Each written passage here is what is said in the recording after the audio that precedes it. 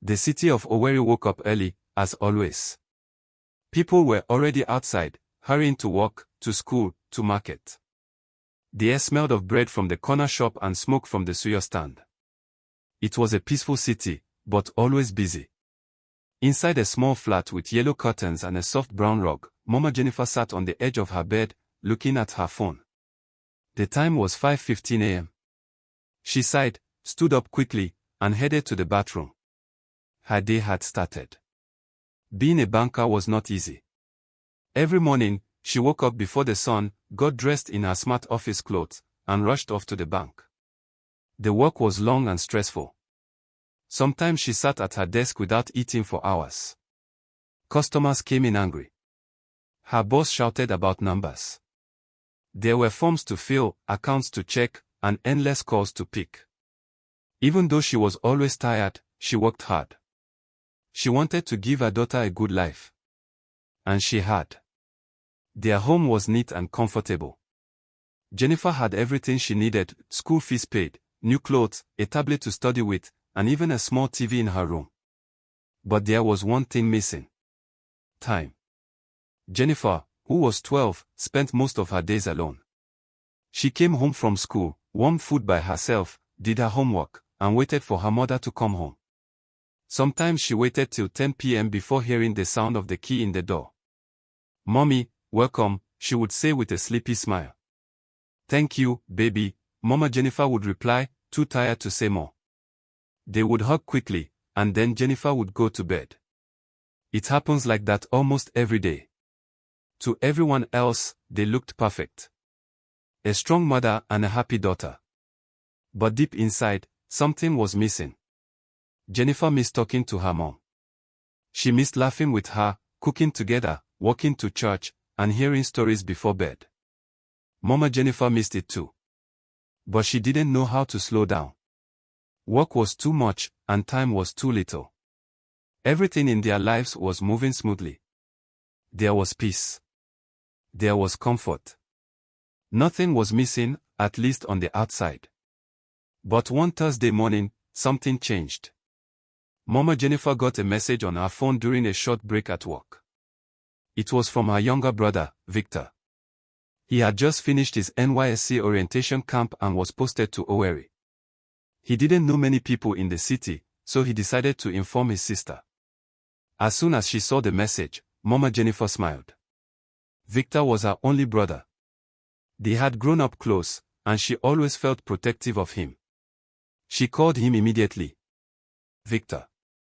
You're in Owerri?" she asked. "Yes, I just arrived today," he said, sounding happy. "Don't stress yourself looking for a place. Come and stay with us." "Are you sure?" Victor asked. "Of course. This is your home." That evening, Victor arrived with a small bag and a tired smile. He hugged his sister and then turned to Jennifer, who stood in the doorway staring at him.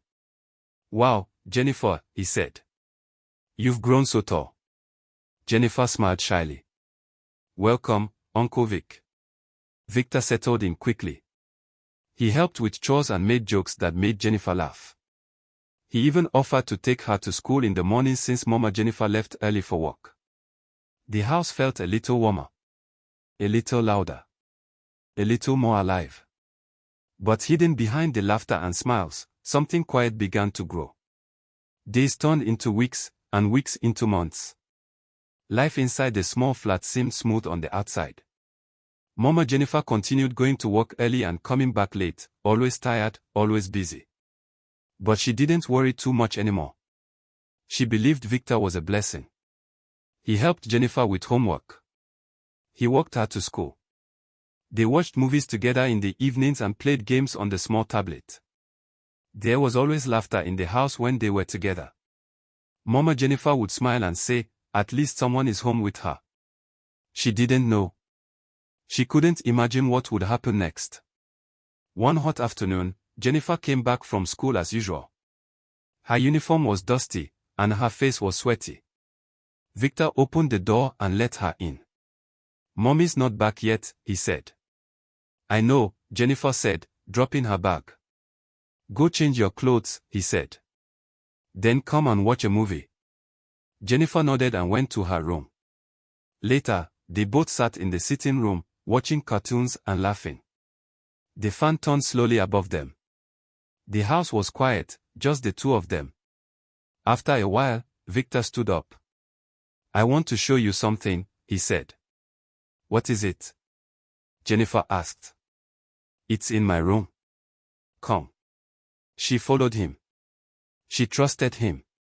She never thought he could do something bad. But once she entered the room, everything changed. He locked the door. And then, he did something terrible, something that would ruin everything.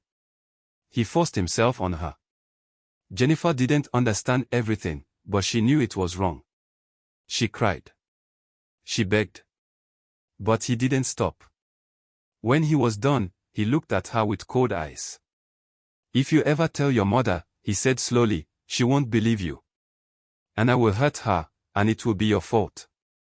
So keep quiet." Jennifer stood there, frozen. Her small hands were shaking. Her eyes were full of tears.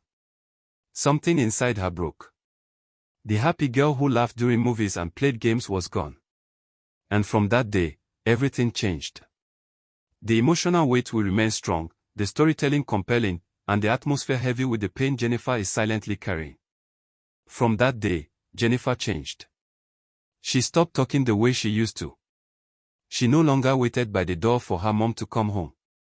She didn't laugh at cartoons or play games with Victor anymore. Instead, she stayed in her room, lying on her bed and staring at the ceiling. Whenever Mama Jennifer came back from work, she was too tired to notice. To Mama Jennifer, everything seemed normal.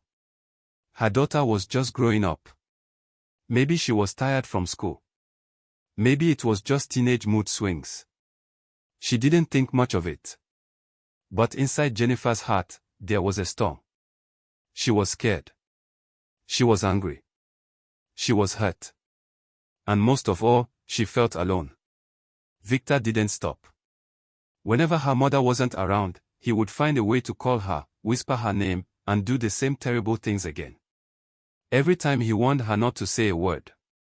And every time, she felt more broken.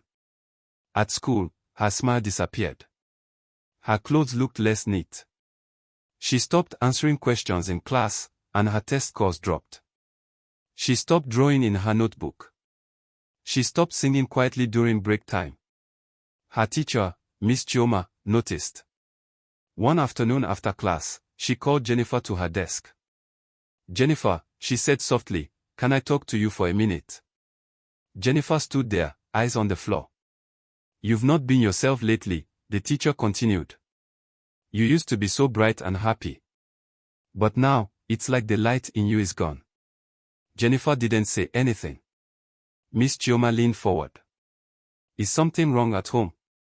Still, Jennifer said nothing. The teacher gently placed a hand on her arm. "You don't have to be scared.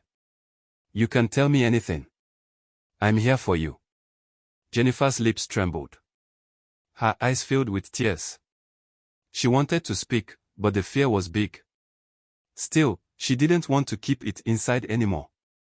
She took a deep breath and whispered, "My uncle, he hurts me." Miss Chioma's heart dropped. "What do you mean, sweetie?" Jennifer looked up slowly, her tears falling now.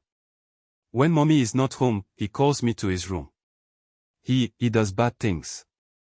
And he says not to tell anyone." Miss Chioma felt cold all over. But she kept her voice calm. "You did the right thing by telling me, Jennifer," she said gently. "You're very brave. Don't be afraid anymore. I promise, I'll help you." For the first time in a long while, Jennifer felt a small bit of hope. Maybe she wasn't alone after all. The next day at school, Miss Chioma couldn't focus on teaching. Her heart was heavy. Every time she looked at Jennifer, she felt tears behind her eyes. She knew something had to be done, and fast. Right after school closed, she picked up her phone and called Mama Jennifer. "Good afternoon, Ma. Please, I need you to come to the school tomorrow. It's about your daughter. It's important." Mama Jennifer was confused. "Is she in trouble?" No, Ma, the teacher replied calmly. But it's serious. Please come. The next morning, Mama Jennifer arrived at the school looking worried. She was wearing her work clothes and holding her handbag tightly. When she stepped into the office, she saw Miss Chioma waiting for her. Good morning, Ma, the teacher greeted. Please have a seat. What's going on? Mama Jennifer asked. Miss Chioma took a deep breath. I know this is going to be hard to hear. But Jennifer told me something yesterday. She said your brother, Victor, has been hurting her when you're not at home. Mama Jennifer blinked, shocked. What? That's not possible. Victor. She said he forces her to do things no child should go through, Miss Chioma added gently. She was scared to speak. But I believed her. And I needed you to know. For a few seconds, everything around Mama Jennifer went quiet. Her hands shook. Her lips trembled. She stood up slowly. Without wasting time, they went to the police station to report. The officers listened carefully and followed them to the house. When they got there, a few neighbors had already heard what was going on. The news spread fast. People came out from nearby shops and houses, angry and shouting. Victor was in the house, playing music on his phone when the police arrived. He looked confused at first. What's happening? He asked. But when he saw the look on Mama Jennifer's face, and the officers behind her, his smile disappeared. One man from the crowd grabbed him by the shirt. You this devil, the man shouted. Before the police could stop them, a few angry people began to beat Victor. Slaps, kicks, and punches came from every side. They finally pulled Victor out of the angry crowd and handcuffed him. Mama Jennifer stood back, shaking, tears running down her face. He was taken away. As the police van drove off, Jennifer stood quietly at the window inside the house, watching.